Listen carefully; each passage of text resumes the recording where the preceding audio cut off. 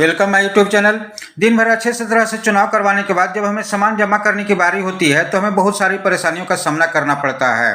हम किस प्रकार से सामान को जमा करेंगे, कैसे अरेंज करेंगे, रिटर्निंग ऑफिसर के पास हम क्या क्या सामान लेकर के जाएंगे ताकि हम अच्छे तरह से जमा कर पाएं और कोई परेशानी न हो, तो इसके लिए मेरा ये वीडियो है। चलिए शुरू करते हैं इस वीडियो को। आप मेरे चैनल पर नए हैं तो प्लीज़ चैनल को सब्सक्राइब कर लेंगे और बेल आइकन भी दबा लेंगे, दोस्तों के साथ शेयर भी करेंगे ताकि उन्हें भी फायदा मिल सके।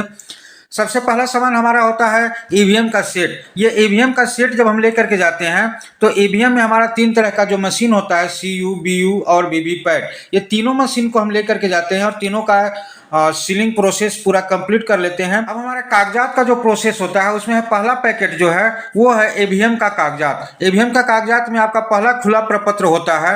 वो खुला प्रपत्र में 3 लिफाफे होते हैं और तीनों लिफाफा खुला ही होता है।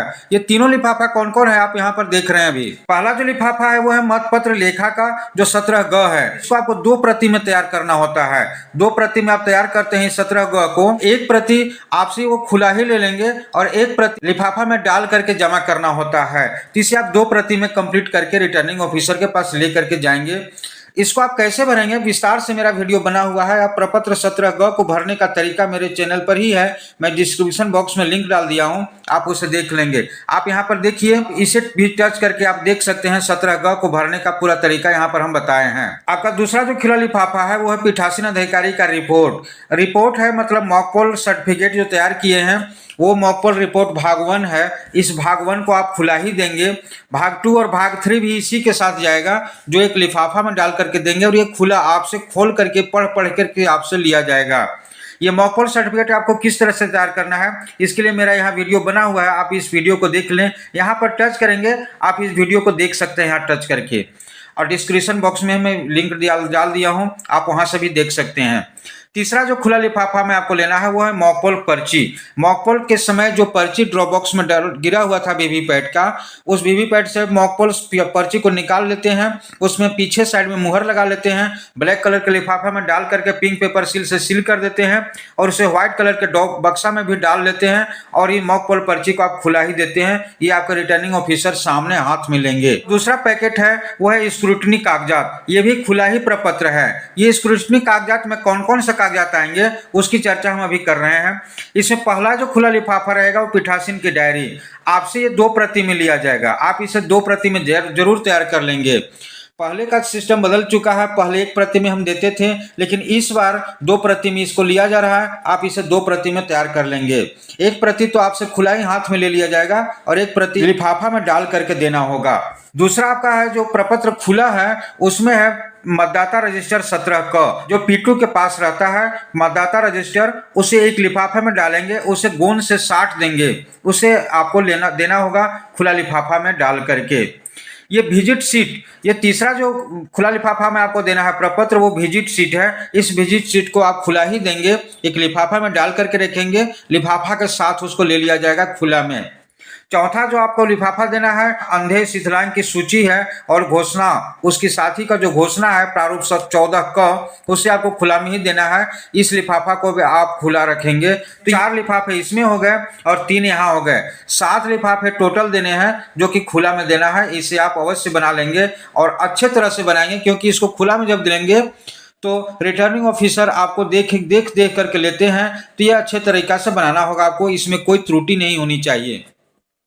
पीठासीन की डायरी आप किस प्रकार से बनाएंगे उसके लिए मेरा वीडियो बना हुआ है। आप यहाँ पर देखिए आइकन, यहाँ पर आप टच करके पीठासीन की डायरी आप देख सकते हैं और मेरा डिस्क्रिप्शन में भी लिंक डाल दिया हूँ, वहाँ भी आप पीठासीन की डायरी कैसे भरेंगे विस्तार से मैं बताया हूँ, भर के आप वहाँ भी देख लेंगे। तीसरा पैकेट है वो स्टेचुरी पैकेट है। इसमें आप देखेंगे कि क्या क्या सामान आपको देने हैं। यहाँ पर 5 प्रपत्र है जो स्क्रूटनी पैकेट में आपको देना है और 5 लिफाफा को यहाँ पर मतदाता सूची की चिन्हित प्रति जो P1 के पास था, और अगर CVS आपके पास वोटर्स कोई आए हैं, क्लासिफाइड सर्विस वोटर्स, उसकी सूची आपको देना है और ये पहला लिफाफा में डाल करके और गोंद से सील कर देना है। गोंद से साट देना है, सील नहीं करना है, गोंद से साट देना है। दूसरा लिफाफा है वो है मतदाता पर्ची का लिफाफा। ये मतदाता पर्ची का जो लिफाफा है इसमें आप मतदाता पर्ची डाल लेते हैं और गोंद से साट देते हैं। मतदाता पर्ची जो P3 के पास जमा हुआ है वो मतदाता पर्ची को ले लेना है और एक लिफाफा में डाल देना है और वहां पर गोंद से साट देना है। अप्रयुक्त निविदक मतपत्र, जो टेंडर बैलेट पेपर आपको मिले हुए थे अनयूज, जो आपके पास बच गए हैं टेंडर बैलेट पेपर, उसे इस तीसरा लिफाफा में डालेंगे और उसे गोंद से साट देंगे। चौथा है प्रयुक्त निविदित मतपत्र, तो जो बैलेट पेपर आप प्रयुक्त किए हैं और उसकी एक सूची है प्रारूप 17 ख, उसे भी इसी लिफाफा में डाल करके और गोंद से साट देंगे। अभ्याक्षेपित मतों की सूची, अगर चैलेंज वोट अगर आपके पास पड़े हुए हैं तो उसकी एक सूची देना है प्रारूप 14 में और उसे भी एक लिफाफा में डाल लेना है और गोंद से साट देना है। इस तरह से ये 5 लिफाफा आप गोंद से साट लेंगे और पांचों लिफाफा में को एक बड़े लिफाफा यानी तीसरा पैकेट जो स्टेशनरी पैकेट है उसमें डाल लेंगे, उसको गोंद से साट करके और सील से भी सील कर देंगे, लाह से भी उसको सील कर देंगे। तो इस तरह से तीसरा पैकेट आप तैयार कर लेते हैं और अंदर का जो लिफाफा है इस तीसरा पैकेट का वो सभी गोंद से सटा हुआ रहेगा और बाहर में स्टेशनरी पैकेट जो है तीसरा लिफाफा जो है उसे आप गोंद से साट करके और सील से लाह से भी सील करेंगे। तो चौथा पैकेट में आप देखेंगे यहाँ पर कि 11 तरह का प्रपत्र है, जिसको 11 तरह का जो लिफाफा है उसे आप चौथा पैकेट में डालते हैं।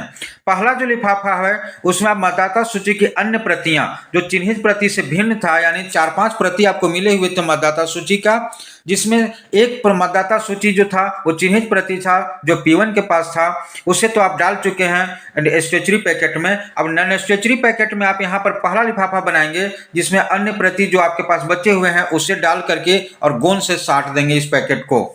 दूसरा पैकेट जो लिफाफा है मतदान अभिकर्ता के नियुक्ति पत्र जो प्रारूप 10 है, जो आप नियुक्ति किए हैं मतदान अभिकर्ता का, पोलिंग एजेंट की नियुक्ति किए हैं, उस प्रपत्र को इस लिफाफा में डालेंगे और उसे भी आप गोंद से साट देंगे। तीसरा प्रपत्र आपको है वो है एडीसी प्रारूप 12B। इसका प्रारूप 12B एडीसी का यूज अगर आपके बूथ पर हुई है तो उस सारे 12B प्रपत्र को आप तीसरा पैकेट में डालेंगे और गोंद से साटेंगे।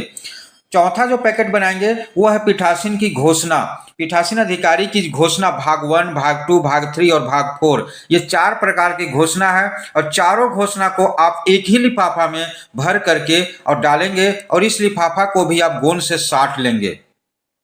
तो यहाँ पर घोषणा को कैसे भरेंगे इसके लिए मेरा वीडियो बना हुआ है, आप उसे जरूर देख लेंगे, अवश्य देख लेंगे ताकि आपको भरने में किसी तरह की कोई परेशानी नहीं हो।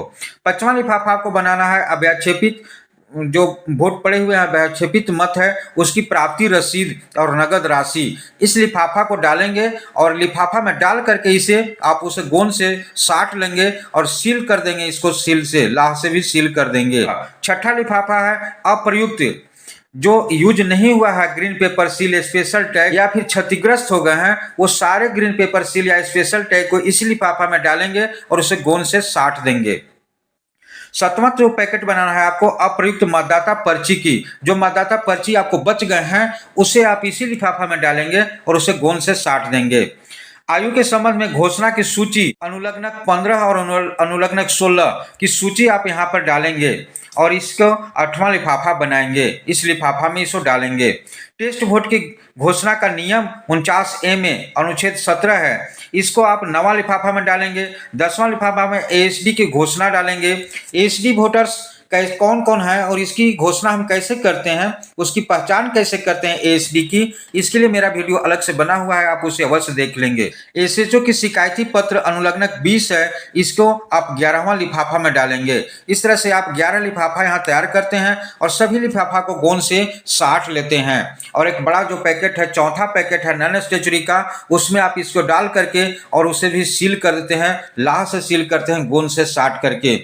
अब यहाँ पर प्रश्न उठता है कि अगर मेरे बूथ पर EDC वोट नहीं पड़ा हुआ है और मान लीजिए आपके बूथ पर अभ्याक्षेपित वोट भी नहीं पड़ा हुआ है या फिर आपके बूथ पर आयु के संबंध में भी घोषणा कोई नहीं हुआ है, टेस्ट वोट नहीं हुआ है, ASD की सूची ASD का कोई वोट नहीं पड़ा हुआ है, तो उस स्थिति में इस लिफाफे को आप कैसे तैयार करेंगे। जो भी फॉर्म है आपके पास, जो भी प्रपत्र है, जैसे ASD की घोषणा का प्रपत्र है जो सूची है या फिर ADC का प्रारूप 12B का अगर नहीं आपके बूथ पर पड़ा हुआ है तो एक सादा पेज में आप लिखेंगे नील करके और इस पर लिफाफा में डाल देंगे, यानी कि कोई भी लिफाफा खाली नहीं रहेंगे। अगर आपके बूथ पर उसका उपयोग नहीं हुआ है तो खाली प्रपत्र को भी आप साइन मुहर करके और नील करके उसमें डाल देंगे। अगर उसका प्रपत्र आपके पास नहीं है तो उसमें सादा पेज में ही आप नील लिखेंगे और नील लिख करके लिफाफा में आप डाल देंगे और उसे गोंद से साट देंगे। इस तरह से आप चौथा पैकेट तैयार करते हैं। पांचवा पैकेट में आपको पुस्तक जो मिला हुआ था या फिर निर्देशिका जो मिले हुए थे और अन्य कागजात जो भी प्रपत्र बच गए हैं, वो सारे प्रपत्र को, सारे कागजात को, सारे निर्देशिका को, पुस्तक जो 3-4 तरह के आपको मिले हुए हैं, सारे पुस्तकों को एक पांचवा पैकेट है उस पैकेट में डाल देना है, उसे गोंद से साट देना है और सील भी कर देना है, जिसको आपको रिटर्निंग ऑफिसर को जमा करना पड़ेगा।